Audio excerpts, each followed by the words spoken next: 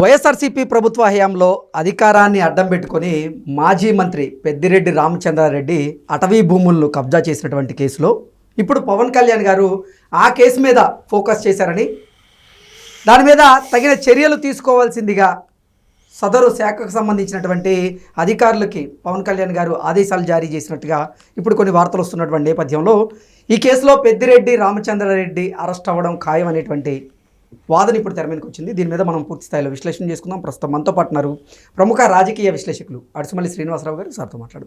Sir నమస్తే. Sir నమస్కారం అండి. అటవీ భూములను కబ్జా చేసినటువంటి కేసులో పెద్దిరెడ్డి రామచంద్రారెడ్డి అరెస్ట్ అవ్వడం ఖాయమని, ఇప్పుడు ఆ కేసు మీద పవన్ కళ్యాణ్ గారు ఫోకస్ పెట్టారని, అసలు ఆ కేసులో ఏం జరిగిందో, ఒకవేళ నిజంగా కబ్జా జరిగి ఉంటే మాత్రం పెద్దిరెడ్డి రామచంద్రారెడ్డి మీద చర్యలు తీసుకోండి అంటూ సదరు అధికారులకి పవన్ కళ్యాణ్ గారు ఆదేశాలు జారీ చేసినట్లుగా కొన్ని వార్తలు వస్తున్నాయి. ఏం జరగబోతుంది సార్ అసలు? ఏం లేదండి, ఇప్పుడు పెద్దిరెడ్డి రామచంద్రారెడ్డి గారు భూములు కబ్జా చేసాడు, అరాచకం చేస్తున్నాడు. పొంగనూరు ఏరియాలో అతను ఒక డాన్ అనేటువంటి విషయం అందరికీ తెలుసు. ఎర్రచంద్రం అని ఎన్నాళ్ళ పాటు ఆగటమే, ఫైల్ తగలెట్టేశారు. ఇన్ని రకరకాల ఆరోపణలు ఉన్నాయి. అవినీతే కాకుండా అరాచకం కూడా చేశాడు అతను. సార్ అయినా సరే అతని జోలికి ఎవరు వెళ్ళలేదు అనేటువంటి అందరికీ విచిత్రంగా, అందరికీ ఆశ్చర్యంగా కూడా ఉంది. సర్లే, బెటర్ లేట్ దాన్ని ఎవరు అన్నట్టుగా ఇప్పటికైనా సరే పవన్ కళ్యాణ్ గారు ఆ అధికారుల మీద చర్యలు తీసుకుంటూ అంటున్నాడు, కానీ పెద్దిరెడ్డిని గురించి అంటలేదు. ఆయన ముందు అర్జెంటుగా లాగేసుకోవాలి కదా. అవును. అటవీ భూముల్లో మీరు వాకింగ్ పర్మిషన్ ఇవ్వలేదు మంగళగిరిలో. అక్కడ వాకర్స్కే పర్మిషన్ లేదు. లోకేష్ గారేమో ఒక ప్రామిస్ చేశాడు, మీ అందరికీ ఫ్రీగా వాకింగ్ చేసుకుని వస్తే రుసుము లేకుండా అన్నాడు. కానీ అక్కడ అటవీ చట్టాలు ఒప్పుకోలేదు. ఇక్కడ మ్యాండేటరీ అండి, దేశం అంతా కూడా అలాగే తీసుకుంటారు, డబ్బులు ఎంతో కొంత కట్టాలి అని అడిగితే అది నేను కట్టేస్తాను అన్నాడు ఆయన హామీ ఇచ్చినందుకు. అలాగా మన కాసిన ఆయన సత్రం ఉంది. అటవీ భూముల్లో ఉంటే చట్ట ప్రకారం కోలగొట్టేయాల్సి వచ్చింది. తర్వాత మళ్ళీ లోకేష్ గారు సముద్రం నుంచి కట్టించాడు. అంటే మీకు అటవీ చట్టం అనేటువంటి చాలా కఠినంగా ఉంటుంది. ఇలాంటి దొంగల బ్యాచ్కి అది సులువుగా మారిపోయింది. అధికారులు ఎందుకు అవకాశం ఇచ్చారో, ఇప్పుడు మీరు నేను మళ్ళాటి సామాన్యులు వచ్చిన కొమ్మ నరుక్కుని వెళ్తుంటే నువ్వు ఎక్కడ తెచ్చావు, ఎంత తెచ్చావు అని చెప్పి దోలు తీర్చేస్తారు. అవును. ఏంటండి, కేజీ చింతపండు తెచ్చుకోలేదని తెలుసా మీకు? ఆ చట్టం అలా ఉంటుంది.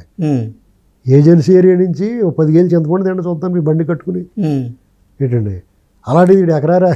అవునా, తెలుసా మీకు? అవును సార్. ఏజెన్సీల్లో చట్టాలు ఎలా ఉంటాయో, ఆ శీకాకాయ అటవీ ఉత్పత్తులు ఉంటాయి కదా, అవి ఇష్టపడి తెచ్చి దొబ్బుతాయని కుదరదా? ఆ గిరిజన కార్పొరేషన్ అవి వాటి ద్వారా కొనుక్కోవాలి బయట అంతే మీరు.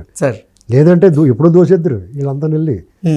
అయినా వాళ్ళ పనులు చేస్తూ ఉంటారు ఏదో రకంగా పక్కదారులు. ఇప్పుడు బహిరంగంగా ఆవిడ చేయలేడు. అది చేసి కొద్ది కొద్దిగా చేసుకుంటారు. ఆ గిరిజనులకు ఏదో డబ్బులు ఇచ్చి కొంచెం రూపాయి తక్కువ కొనుక్కుని ఏదో రకం దొంగసాటుకు తెచ్చుకుంటారు భయపడతా. వీళ్ళు బహిరంగంగా గొడ్లు కూడా తీసేసుకుని వ్యవహారం చేశారు వీళ్ళు. ఆ భూములు తెప్పేసి అందులో పెద్ద పెద్ద భవంతులు కట్టేసి నా సర్వెంట్ క్వార్టర్స్ అంటాడు అతను. చూసారా ఎలాగ ఉన్నదో విలాసవంతమైన భవనం. వాళ్ళు ముందు అర్జెంటుగా స్వాధీనం చేసుకుని తను ఆక్రమించినందుకు, అటవీ చట్టాలను అతిక్రమించినందుకు అతను అరెస్ట్ చేయాలి ఫస్ట్. సార్ అతను ఈ ఫైల్ దహనాలు, భూ కబ్జాలు, 100 ఎకరాలు కొట్టేసింది చిత్తూరు జిల్లాలో, ఇవన్నీ అతను కూడా ఒకసారి లోపలికి వెళ్తే బయటకు వచ్చే ఛాన్స్ ఉండదు. ఇప్పుడు వాళ్ళ అబ్బాయి వెళ్తాడు అనుకోండి, మద్యం కేసులు వెళ్తాడు గ్యారంటీగానే. ఇక వాళ్ళని ఎవరన్నా కాపాడదాం అనుకున్నా కాపాడలేని పరిస్థితుల్లోకి వెళ్ళిపోతున్నారు వాళ్ళు. అంటే అలాంటి పాపాలు చేశారు, తప్పులు చేశారు వాళ్ళు. అంటే నేను దేవుడు కూడా కాపాడలేడు అంటారు కదా, అలాంటి పరిస్థితులు. వాళ్ళు కొంత సానుకూలత ఉంటే ఉండొచ్చు, కొంతమంది రకరకాల రూమర్లు ఉన్నాయి. ఆ రూమర్లు అంటే నిజం అనుకోలేము. ఇప్పుడున్న ప్రభుత్వం ఆ టైప్ కాదు.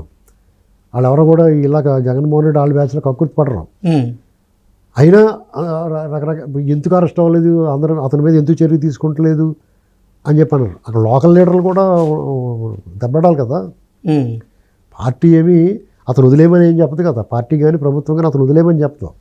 ఇప్పుడు అతనితో తలపడిన వాళ్ళు ఉంటారు కదా, అతని తమ్ముడు ద్వారకానాథ్ రెడ్డి మీద తలపడిన వాళ్ళు ఉంటారు కదా, వాళ్ళు తెలుగుదేశం పార్టీ వాళ్ళు, లేకపోతే జనసేన పార్టీ వాళ్ళు, బీజేపీ వాళ్ళు ఉంటారు కదా. వాళ్ళు మరి వాళ్ళ ప్రత్యర్థిని ఎందుకు వదిలేయమంటున్నారు?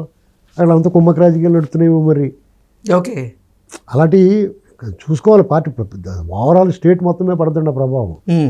అంటే మీరు అతను వదిలేస్తున్నారు, మమ్మల్ని ఎందుకు పట్టుకున్నారు అంటే అడుగుతాడు, పక్కన అడుగుతాడు కదా. సినిమా లైన్లో క్యూలో ఉన్నప్పుడు, లేకపోతే ఓటు వేయడానికి వెళ్ళినప్పుడు చిరంజీవి గారు అటువంటి పక్క నుంచి వెళ్తుంటే లైన్లో నిలబడమన్నాడు ఒక అతను. అవును, 2014 ఎలక్షన్ అప్పుడు. అవును సార్. పాపం ఆయన సెలబ్రిటీ కదా, ఆ ప్రివిలేజ్ ఉంటుంది, కొంచెం ముందే వెళ్దాం అనుకున్నాడు. ఉమ్, మీరు లైన్లో రండి అన్నాడు. ఒకవేళ ఆయన వెళ్ళిచ్చారు, ఆయన ఎందుకు వెళ్ళిచ్చారు, నేను ఎందుకు వెళ్ళకూడదు అంటాడు ఇంకో. ఉమ్. మరి అంతే కదా. అలాగే ఈ కేసుల్లో కూడా అతను వదిలేసారు, మమ్మల్ని ఎందుకు పట్టున్నారు అంటాడు. ఉమ్, ఇప్పుడు దొంగోళ్ళు కూడా జేబులు కొట్టేసి కూడా ఏమంటారు, మేము జేబులు కొట్టేస్తాం 150 కక్కుర్తి పడితే మమ్మల్ని పట్టుకుని జైలు వేస్తున్నారు, వాళ్ళు 1000 కోట్లు కొట్టేసినా వాళ్ళు ఎందుకు వదిలేస్తున్నారు అన్నాడు ఉంటుంది వాళ్ళ మనసులో. ఉమ్, కాబట్టి ఇప్పటికైనా సరే ఆ అధికారుల మీద చర్య తీసుకోమంటున్నారో, అధికారుల మీద కాదు, ఎవడైతే దొంగిలించాడో వాళ్ళ మీద కూడా చర్యలు తీసుకోమని వాళ్ళ వాళ్ళు చెప్తాం. అంతే, మనం చేయగలిగింది అంతవరకు ఏముంటుందండి, ప్రజలను అవేర్ చేయడం తప్ప మనం చేయగలిగింది ఏమి ఉండదు. ఓకే. అంటే ఇది జరిగి కూడా చాలా సంవత్సరాలు అవుతుంది సార్, బయటకు వచ్చి కూడా నెలలు అవుతుంది. అయినా సరే ఇప్పటివరకు అసలు అటవీ శాఖ అధికారులు ఎందుకు ఆయన మీద చర్యలు తీసుకోలేదు అనేది అందరూ. అటవీ శాఖ అధికారులను అయితే బూస్టింగ్ చేయాలి, చర్యలు కాదు. చర్యలు అంటే సస్పెండ్ చేసి ఇంట్లో కూర్చోబెట్టి జీతం ఇవ్వడం కాదు, మొత్తాన్ని తొలగించాలని. లేదంటే చెట్లు నరికేసిన కొండల కింద మారిపోతాయి, శుభ్రంగా చెట్లు నరికేస్తారు అడవిల్లో. గవర్నమెంటే కలప కింద అమ్ముతుంది కొట్టి, అవును, ఆ కొండలు ఖాళీ అయిపోతాయి, కొండల కింద ఉంటాయి, అక్కడ వీళ్ళ చేత మొక్కలు నడిచాలి తీసుకెళ్ళి. ఏంటండి ఆ పని చెప్పాలి వాళ్ళకి. ఓకే. బాగా డీప్ ఫారెస్ట్లు ఉన్నాయి, అదంటే ఎవడిష్టమైన డబ్బులు తెగ తినమరిగి. అన్ని శాఖల్లో అధికార దుర్వినియోగం సార్. అంటే మెయిన్గా చెప్పాలంటే పెద్దిరెడ్డి రామచంద్రారెడ్డి కుటుంబ సభ్యులు ఎవరైతే ఉన్నారో వాళ్ళ పేర్లు అనేక కుంభకోణాల్లో వినపడుతూ ఉన్నాయి. ప్రధానంగా మద్యం కుంభకోణంలో, ఇసుక మాఫియాకి సంబంధించి, అలాగే మైనింగ్ మాఫియా, ఇలా ప్రతి దాంట్లో కూడా పెద్దిరెడ్డి రామచంద్రారెడ్డి కుటుంబం పేరు అయితే పక్కాగా వినపడుతుంది. మరి వారి కుటుంబం మీద ఇప్పటివరకు ఎందుకు చర్యలు తీసుకోవట్లేదు? అదే ఆ విషయంలో ప్రజలందరూ చాలా సందేహంగా ఉందండి. చాలా ఈ ప్రభుత్వానికి కళంకం వచ్చేలా ఉంది. ఇంకంతకన్నా మనం ఏం చెప్తాం, చాలా చెడ్డ పేరు వస్తుంది. ఆ విషయంలో చాలా కఠినంగా వ్యవహరించాలి వీళ్ళు. ఓకే. ఎందుకంటే మేము అన్ని ఆధారాల కోసం చూస్తున్నాం అనేటువంటి నిరూపించుకోవాలంటే వాళ్ళందరూ లోపల పోవాలంతే. నేను వద్దనుకుంటున్నాను, నేను వదిలిపెడతారని అనుకుంటలేదు. ఓకే, కొంచెం లేట్ అవ్వచ్చు కానీ, ఎందుకంటే వీళ్ళు మట్టగడిసల్లో జారిపోతారు. చాలా జాగ్రత్తగా బిగించి ఎక్కడా లూజ్ లేకుండా, ఈ చట్టంలో ఉన్న లూజుకులు వాళ్ళు తెలిసినట్టుగా ఇంకెవరికి తెలియదు. ఓకే, జాగ్రత్తగా తప్పించుకుంటారు. వాళ్ళు తప్పించుకోకుండా అన్ని దారులు మూసేయాలి వాళ్ళకి.